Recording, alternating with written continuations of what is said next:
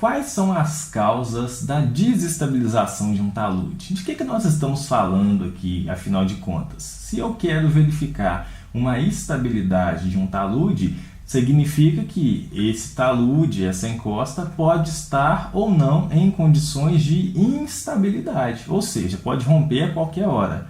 Então, dependendo do tipo de empreendimento que você estiver trabalhando, que você foi solicitado por um cliente que possui um loteamento ou um terreno que tem aí uma encosta, um talude de corte ou aterro, você vai precisar atestar a estabilidade daquela encosta, daquele talude. Sendo assim, nós precisamos entender quais são os mecanismos que podem levar à desestabilização desse tipo de estrutura. Vamos ver quais são? Aqui alguns exemplos. Primeiramente, a redução dos parâmetros de resistência do solo ou rocha a partir do intemperismo químico, físico, e também não podemos deixar de citar o intemperismo biológico. Sim, ele existe, ele é real. 2. Mudança na geometria do talude.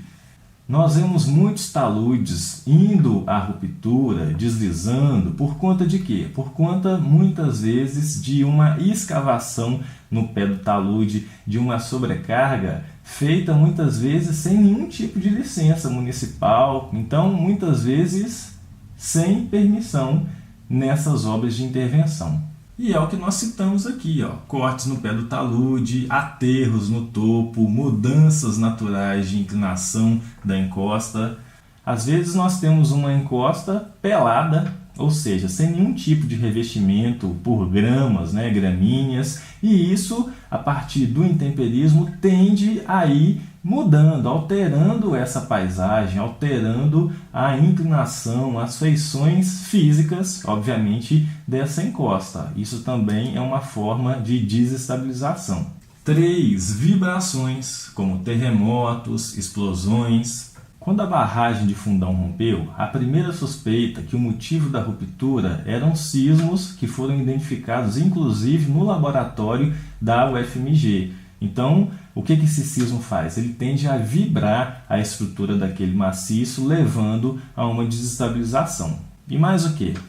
Elevação do nível piezométrico da encosta, ou seja, redução da tensão efetiva. O que isso aqui está relacionado com instabilidade de taludes ou com desestabilização?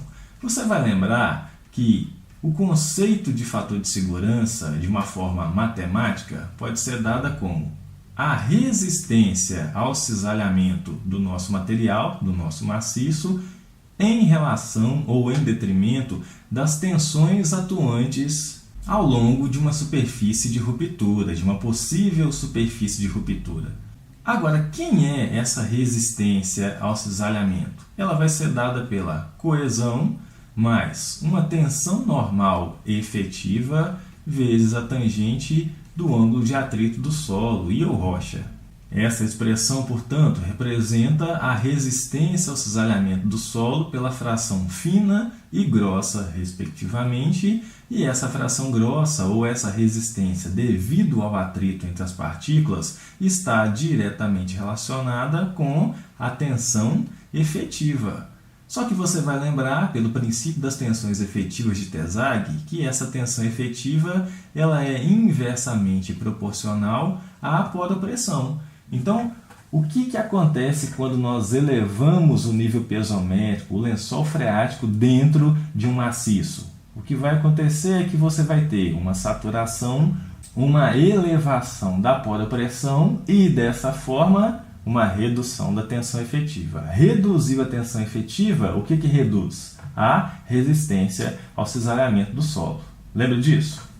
5. Rebaixamento rápido do nível d'água, principalmente em casos de barragens, em obras de barragens. Às vezes você tem um barramento de um solo muito argiloso, um solo muito fino, e ao se esvaziar o reservatório, aquele maciço saturado não acompanha essa taxa, essa velocidade de esvaziamento do reservatório. Sendo assim, nós continuamos tendo um maciço com a poropressão gritando, um maciço saturado sobre poropressão, enquanto no reservatório, onde atuava a poropressão, onde existia reservatório, agora existe pressão atmosférica. E esse gradiente de pressão pode ser suficiente para levar a uma ruptura daquele talude, no caso, o talude de montante dessa barragem, certo? Entre outros motivos que nós poderíamos citar.